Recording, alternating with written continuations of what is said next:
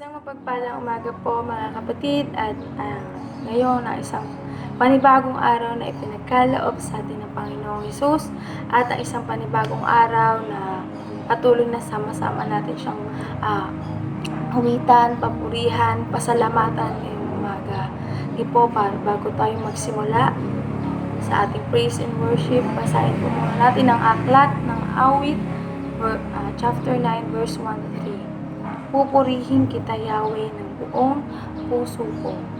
Mga kahang-ahang ginawa mo ay ipapahayag ko. Dahil sa iyo, ako ay aawit na may kagalakan. Pupurihin kita, O Diyos, kataas-taasan. Makita ka lang ay umuurong na ang aking mga kaaway. Sila'y nabubuwal at namamatay sa iyong harapan. Amen po. Ngayong umaga po ay patuloy natin awitan.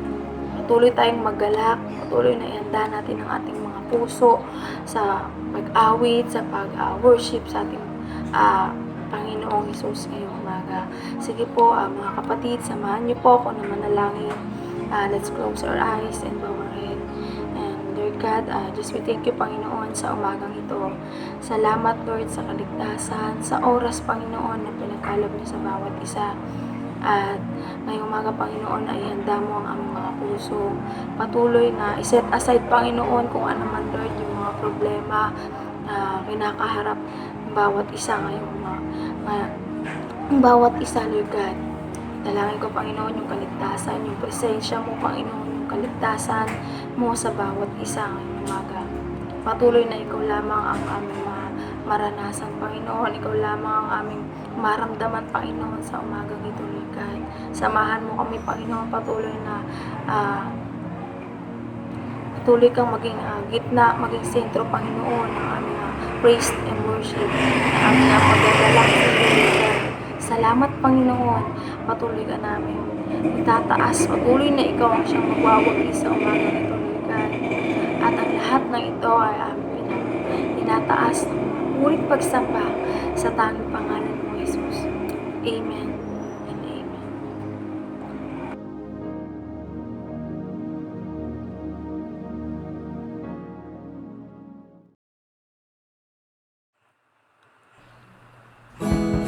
Po, samahan niyo po kung umawit para sa ating Panginoong Jesus ngayong umaga.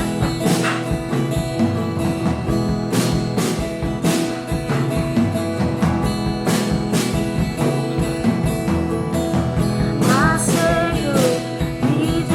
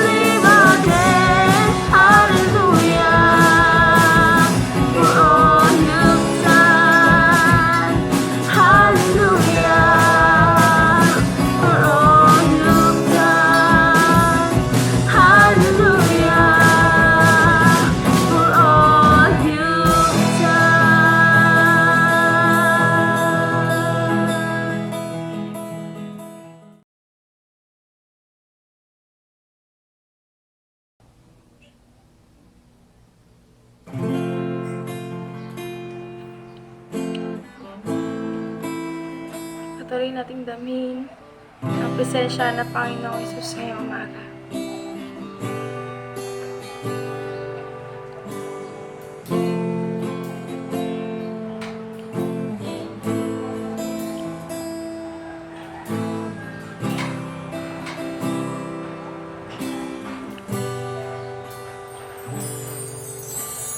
Hide me now under your wings. Cover me within your mighty hand. When the oceans rise and thunders roar, I will soar with you above the storm. Father, you are King over the flood. I will be still, know you are God.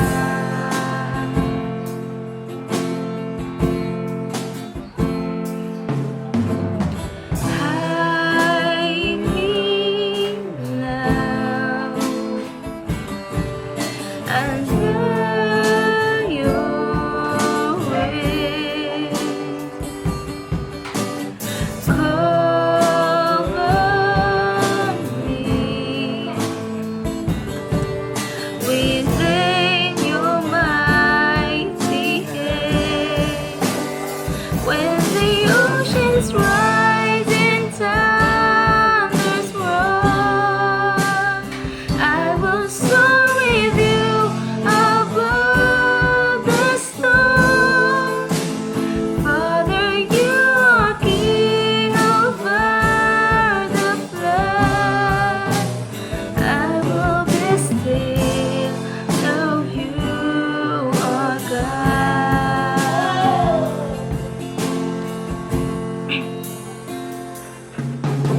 Find rest, my soul, in Christ alone.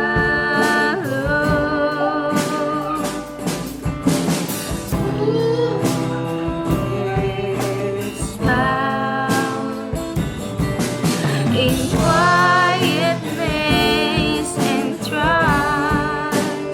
When the oceans rise and thunders roar, I will soar with you above the storm. Father, you are King over the flood. I will be still, know you are God. When the oceans rise and thunders roar, I will soar with you above the storm. Father, you are King over the flood. I will be still, know you are God. I will be still, know you are God. I will be still, know you are God.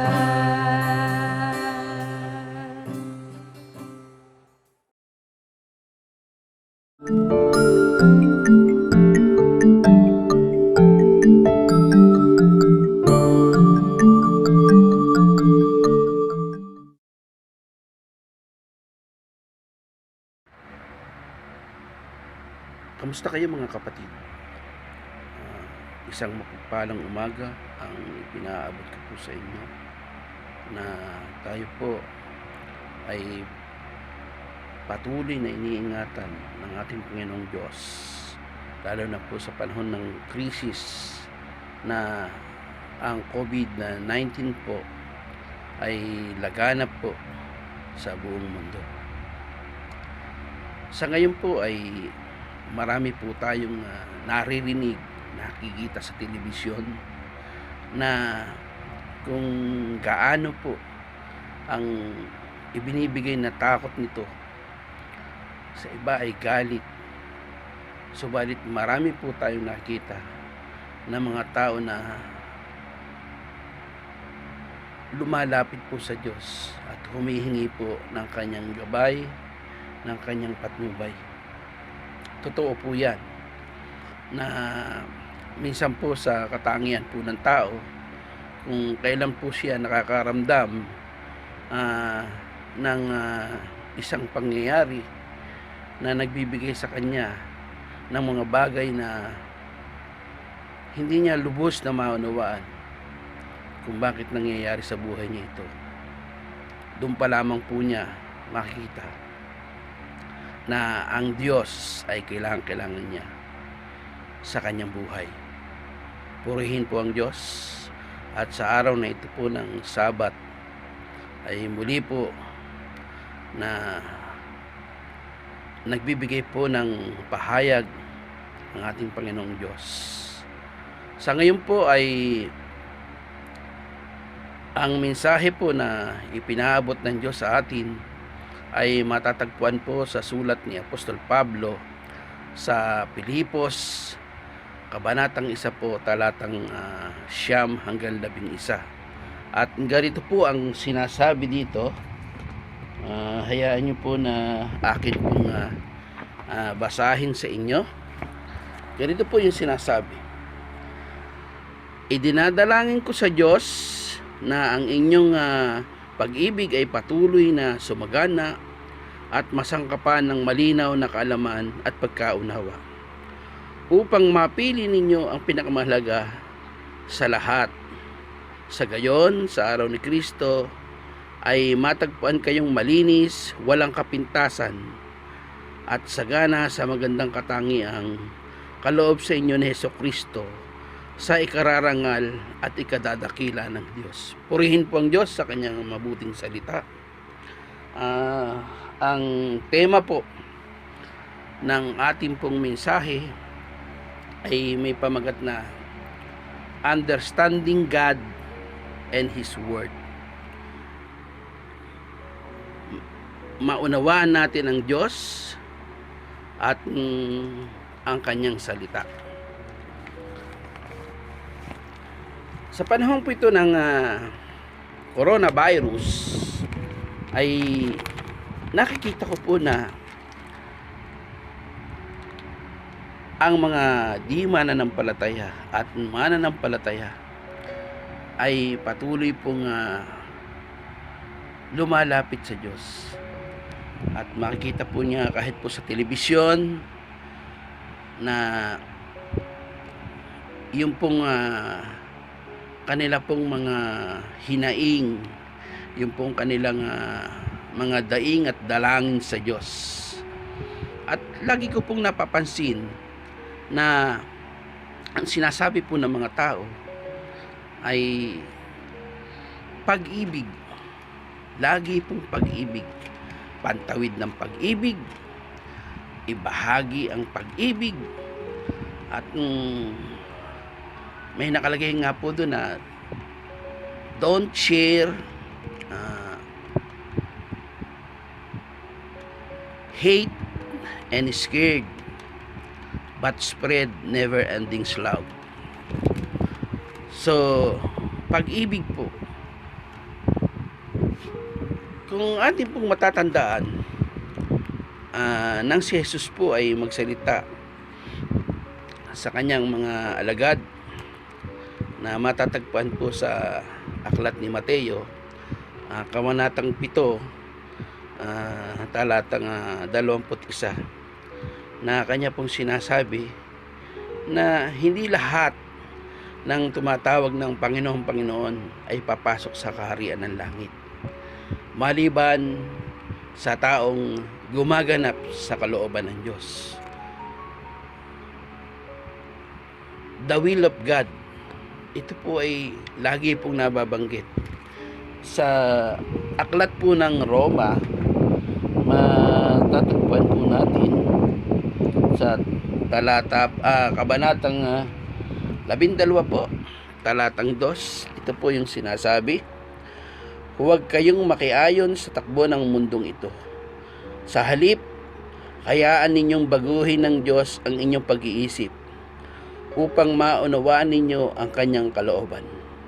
Sa gayon, magagawa ninyo kung ano ang mabuti, kalugod-lugod at ganap na kalooban ng Diyos. Ano nga ba talaga ang kalooban ng Diyos? Ang sabi po niya doon sa aklat ni Juan, kabanatang 13, talatang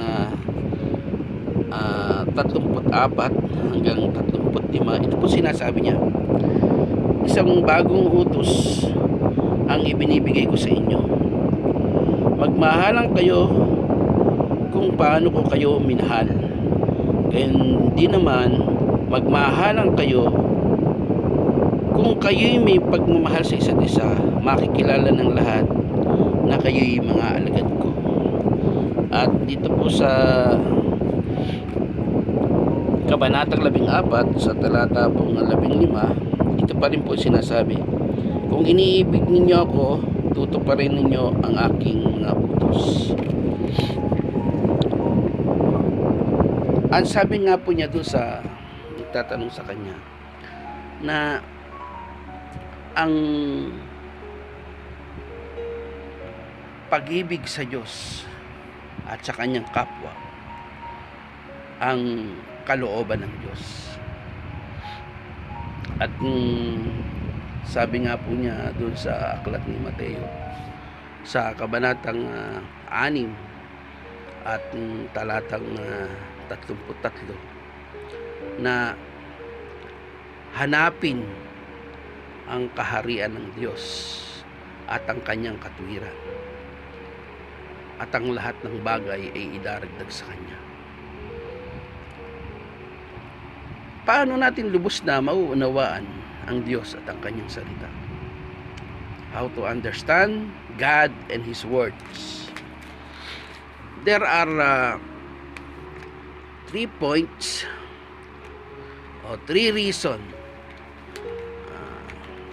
o 3 ways how to understand God.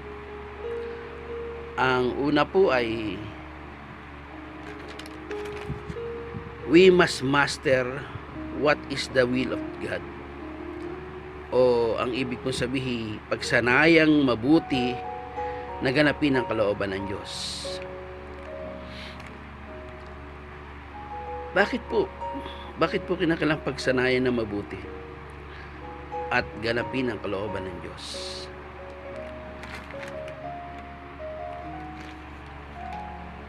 Tayo po, bago tayo po naging mananampalataya,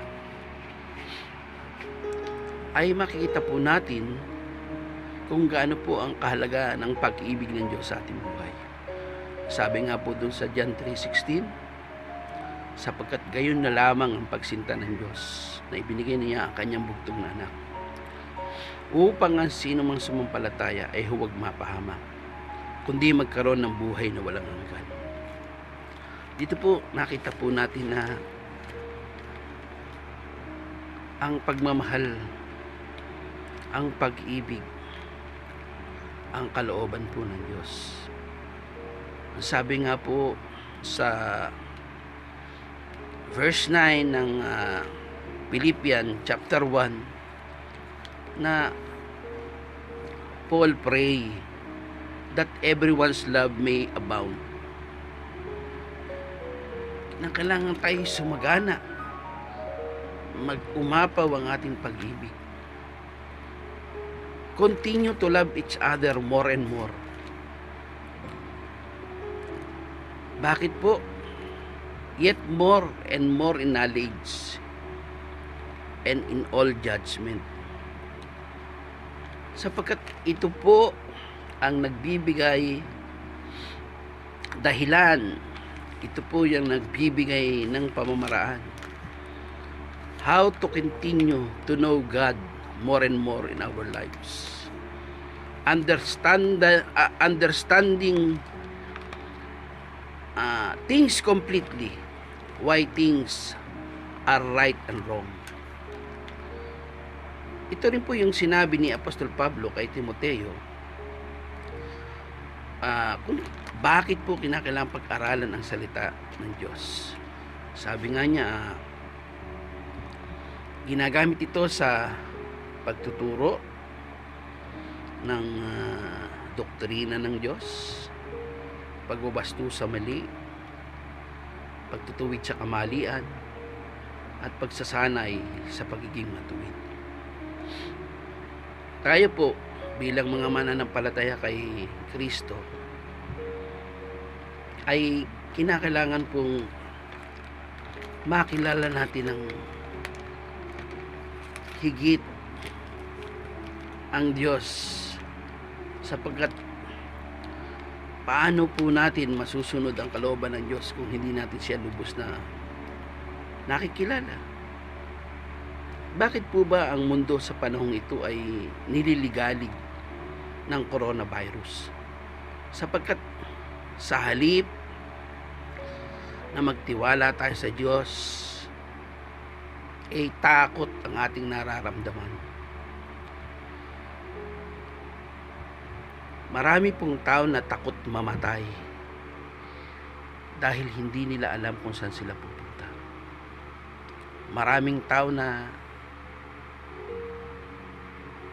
sinasabi nilang nagtitiwala sa Diyos, pero makikita mo sa kanilang ikinikilos at mga galaw na nababahala sila sa mga pangyayari nito. Tayo po higit sa lahat, mga mananampalataya, ay ngayon po tayo lubos na dapat gumawa, maglingkod, at lalong higit na magpakatatag at gumawa ng mga kabutihan, hindi lamang po sa ating sariling sambahayan, kundi higit sa lahat po sa mga tao, sa ating kapatiran, sa ating kapitbahay, sa ating pamayanan, na dapat po sa panahong ito ay nakikita sa ating buhay na tayo po ay isang buhay na patotoo, na mayroon talagang Diyos. May isang Diyos na dapat pagtiwalaan ng tao.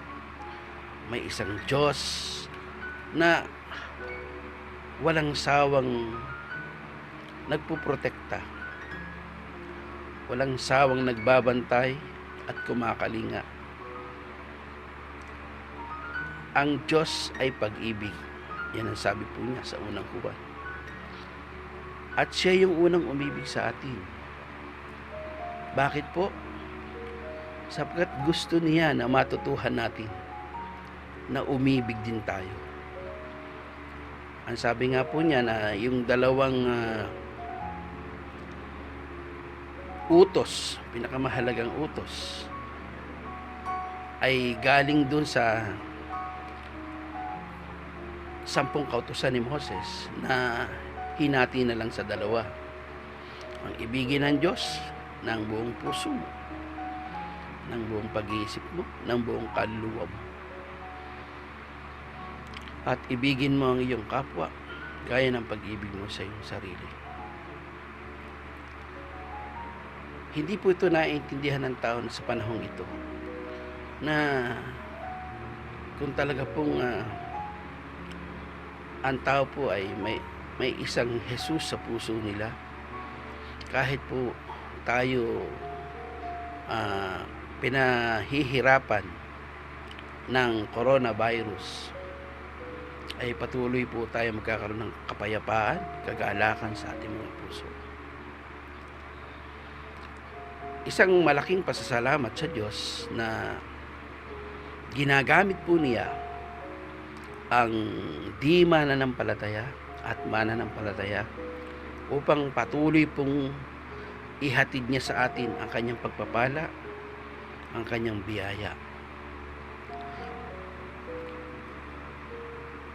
At sa panahong ito, dapat po ay magmuni-muni tayo sa ating sarili. Pag-isipan po natin mabuti, pag-aralan po natin. Dahil kung sakali po na dumating po yung panahon na time to meet God, are we really ready? Have I done any good sa aking kapwa? Have I shared the love of Jesus, the love of God, na nagbigay sa akin ng isang himala upang ang buhay ko'y mabago? Napaka lungkot pong isipin na talaga makita po natin na kapag ang tao ay makasanlibutan, wala siyang pakialam. Talagang ang gusto lang niya is eat, drink, and marry, and tomorrow will die. Walang direksyon ang kanyang buhay. At makita po natin na ang iba po ay walang disiplina, walang pagmamahal sa bayan, walang pagmamahal sa kapwa. Kahit po yung marami sa namumuno at namamalakad, kaya nagkakagulo. Ito po yung kulang sa kanila, ang pagmamahal sa kapwa. Ang pag-ibig na ang mga Kristiyano, ang mga mananampalataya ni Kristo, ang tagasunod ni Kristo, ang dapat manguna at ipakita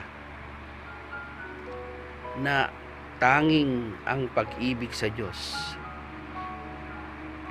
ang susi sa mga kaguluhang ito, sa suliranin ng mundo. Learn and study how to love, then share it.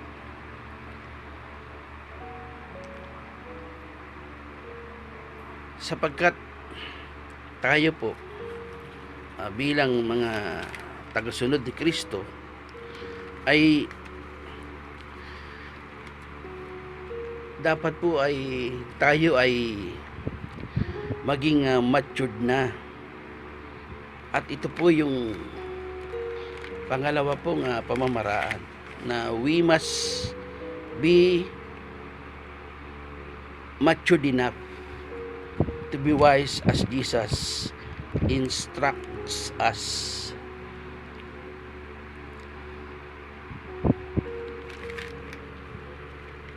Bakit po kinakailangan na pagsanayang mabuti,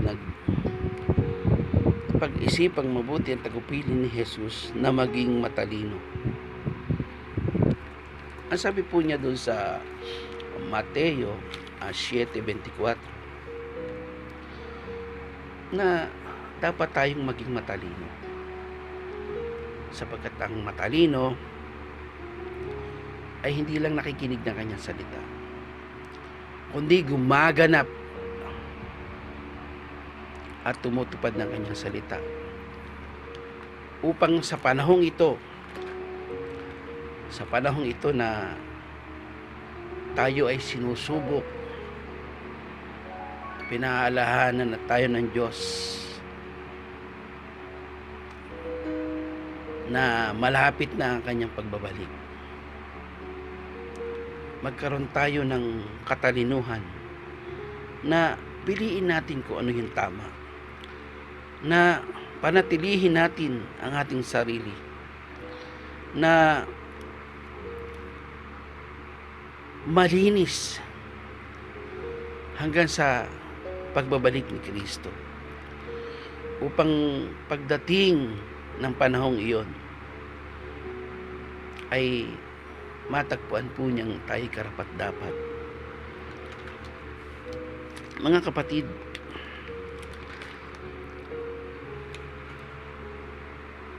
sinasabi po ni Apostol Juan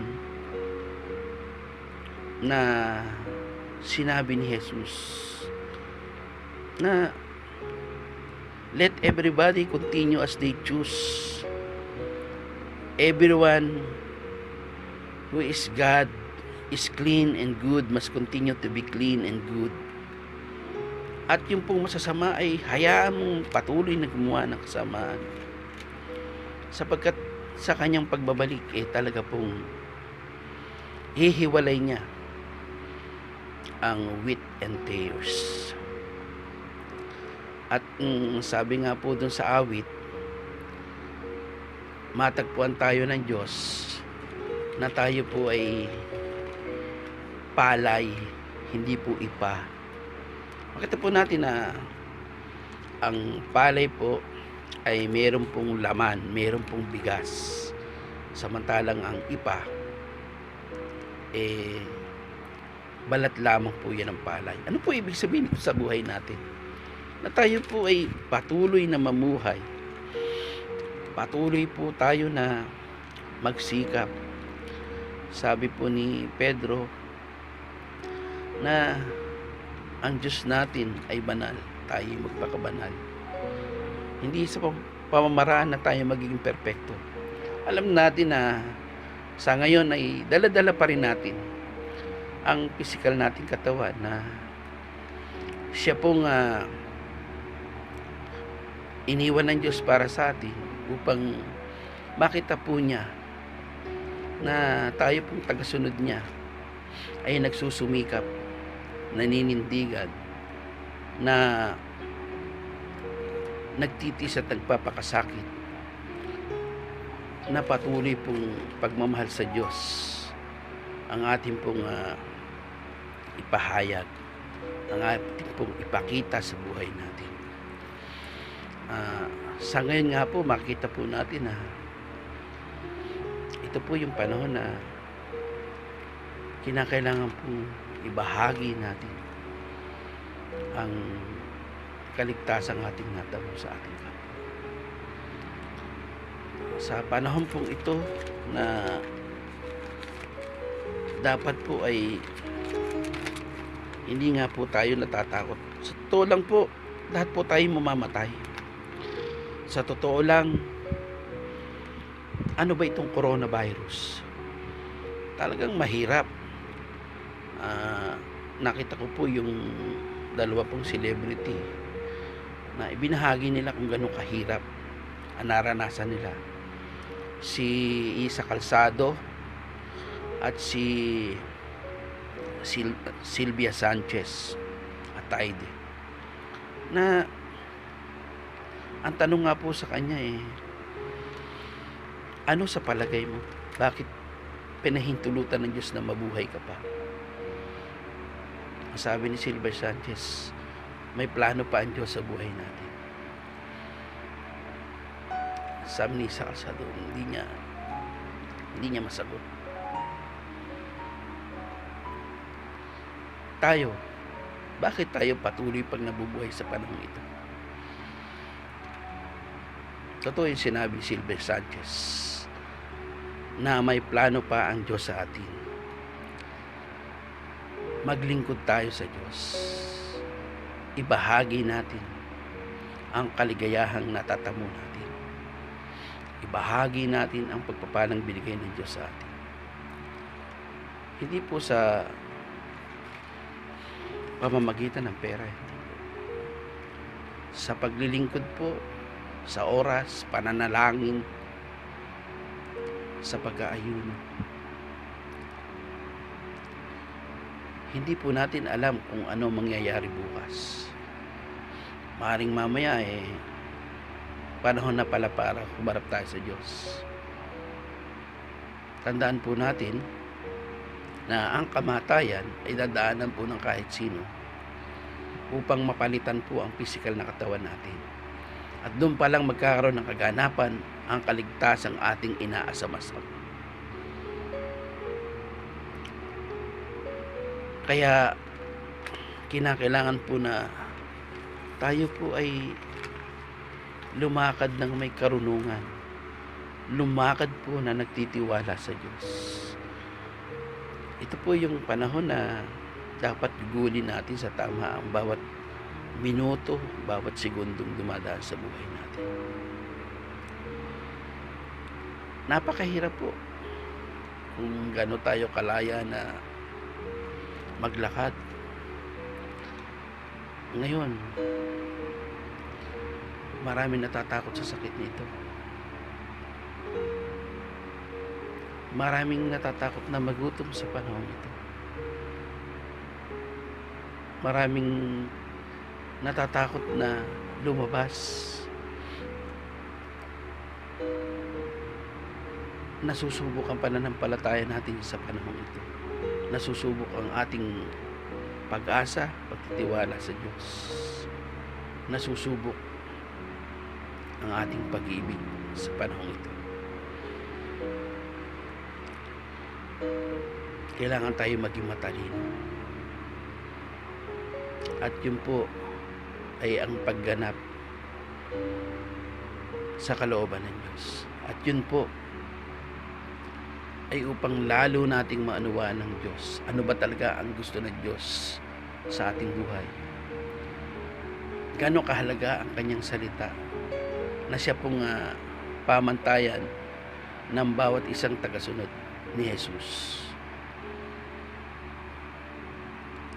Bakit po? Sapagkat sa panahon pong ito, kinakailangan po na manatili o panatilihin po natin kung ano ang kailangan sa buhay ng isang Kristiyano. At ito po yung pangatlong pamamaraan. Ang sinasabi po na we must maintain what is needed in Christian life. Panatilihin ang angkop na gawain ng isang Kristiyano. Ang sabi po sa verse 11, at being filled with the fruit of righteousness. Bakit po fruit of righteousness? Dahil tayo po'y mananampalataya na. At si Jesus po, ginawa tayong kompletong mabuti at karapat-dapat sa Diyos. Sabi nga natin, pag tumingin ng Ama sa langit sa atin, ang nakikita niya ay ang Panginoong Jesus. Na dati tayo'y kaaway ng Diyos, ngayon po'y kaibigan na tayo. Malaya po tayo na tumawag sa Kanya. Naririnig po niya ang mga hinaing ng Kanyang mga anak. At ang sinasabi nga po ni Juan, tayo mga anak na ng Diyos. Ito yung dakilang pag-ibig ng Diyos sa atin. At kung tayo may hindi nakikilala ng sanlibutan, dahil hindi kilala ng sanlibutan ng Diyos, kaya maghintay tayo sa kaganapan ng ating kaligtasan ng pagbabalik ng Panginoong Hesus. Lagi po tayong manindigan at lagi po tayong kumamit sa Panginoong Hesus, na siya po yung tumutulong sa atin, na ipinakikita kung ano yung mga dapat nating gawin, ano yung mabuti nating gawin. Bakit po? Kasi ito po yung magpapakita sa bawat isa kung gaano kadakila ang Diyos, kung ano yung dakilang ginawa ng Diyos para sa atin. At hindi lamang po tayo, kundi maging yung tao sa buong mundo, masasabi nilang talagang dakila ang Diyos. At ngayon po, marami pong nagpapasalamat. Kilalang kilala nila ang Diyos sa panahong ito, lalo na po yung mga pinagaling ng coronavirus. Marami po nakikita po natin na sa ngayon po ay ang mga Kristiyano po ay nagtutulong-tulong at ipinaabot natin sa kaunti nating makakayanan ang ating paglilingkod, ang mga blessings na naibabahagi natin sa iba. Ito po talaga naman ang kailangan natin sa buhay Kristiyano. Ang magmahalan po tayo. Ito po yung sinasabi sa atin sa Hebrews chapter 13 verse 1 na magmahalan po tayo bilang mga magkakapatid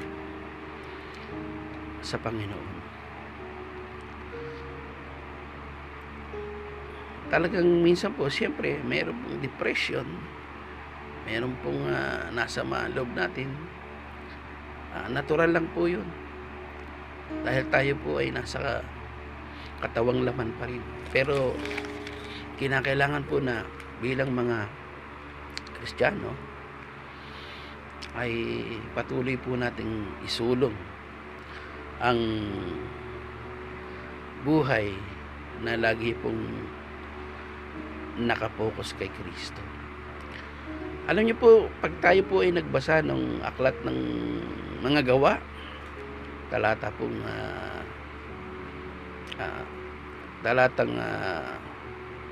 41 to 47 ng chapter ng second ng Book of Acts, napakaganda po pag binasa natin kung paano nagkakaisa yung pioneer Christian, kung paano po sila nagmamahalan, paano po sila nagiging devoted, paano po lumalago sila. At dito po sa aklat ng mga gawa, pag binasa po natin, makita po natin yung ups and downs sa buhay ng isang Kristiyano. Makita po natin yung paano po yung mga maling gawain na dapat nating iwasan. Kung atin pong makikita yung pong nangyari sa buhay ng mag-asawang Sapira at Ananias, na yung napagkasunduan nila na ipagbili yung kanilang ari-arian at ibigay sa simbahan, nagsinungaling po itong mag-asawang to, at gusto po nilang gumaya doon kay Barnabas tsaka doon po kay Juan, tinatawag na Marcos, na purihin din sila ng mga tao. Mali po yung intensyon nila. Nagsinungaling po sila upang sila po ay purihin ng mga tao. Pero wala pong nakakatago. Wala po tayong maitatago sa Diyos. At ang sinabi nga sa Kanya na namusong sila sa Espiritu Santo, sa galit na galit po ang Diyos ay sinungaling, sapagkat ang sinungaling po sinasabi ng Panginoong Hesus na anak ng demonyo. Kaya sinasabi nga niya na ang pagsisinungaling ay iwasan natin. At sa buhay Kristiyano po natin, kinakailangan po talaga tayong magtiwala sa Diyos. Yun po yung number 1. Kung tayo po ay nanghihina, kailangan po natin yung pananalangin. We must pray, always pray. Pray for our family, pray for our brothers and sisters in Christ, pray for our community, our society, pray for the world, pray sa mga government official, sa mga law enforcer. At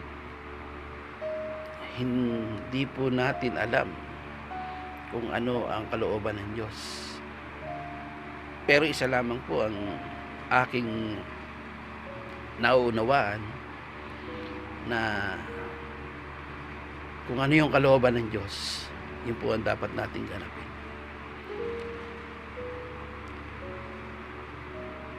Bilang pagwawakas po, makikita po natin na mauunawaan natin ang Diyos kung patuloy po tayo na susunod sa Kanya. Sabi nga po niya doon sa John 14 na 15, if you love me, keep my words. Magpatuloy ka. Sabi niya po doon sa John 8:31, yung pong gumaganap ng kanyang kalooban, ang kanyang tunay na alagad. Huwag po nating kalilimutan ito. Lagi po tayong magmahalan, magdalanginan sa isa't isa, magpalakasan. Alam po natin na maraming hadlang. Ako man din po, marami po akong suliranin, at talagang sa Diyos na lang ako nagtitiwala. At tingnan po natin yung blessings na nagawa ng coronavirus. Nakakatawang isipin na ang tao ay nagpakahirap kung paano nila tatapusin yung problema sa traffic. Coronavirus lang pala ang sagot. Pero ang pinakamahalaga doon, pinagsama-sama niya muli ang pamilya na nagkasama-sama lagi sa hapagkainan, sa pagkain na magkakasama. At maaring ito po yung namimiss ng iba, yung tayo mga sa kapatiran ay magkasama-sama. Pero lagi po nating tatandaan na may isang Diyos tayo na may plano para sa atin. Ito pong nararanasan natin ay umpisa pa lamang. Hindi po ito talaga yung tunay na labanan pa. Ito po ay testing kung hanggang saan ang level of our faith in God, level of our trust in God, level of our obedience to God. Huwag po natin kalilimutan na atin pong pagsanayang mabuti na matupad at ganapin ang kalooban ng Diyos. Pag-isipan po nating mabuti kung ano yung iniuutos sa atin ng Panginoong Hesus, na tayo maging matalino lalo na sa panahong ito, at manatili po tayo na sumusunod kung ano ang pangangailangan sa buhay ng isang Kristiyano. Ang sagot po dyan ay ang ating Panginoong Diyos na laging naandyan, nagpoprotekta sa atin, nagmamahal sa atin, at ang kanyang salita na siya pong nagiging sandigan ng ating pananampalataya ng ano po ang dapat nating gawin upang masunod natin ang kalooban ng Diyos. I hope na ang mensahe pong ito ng Diyos hindi lamang po para sa akin, kundi sa bawat isa sa atin, na patuloy po tayo na manangan sa ating Panginoong Diyos at sa kanyang salita, at sa araw-araw nating pamumuhay makita natin ang Diyos sa buhay natin, makita ng ating mga kaibigan, kakilala, kapitbahay na si Kristo ay nasa atin.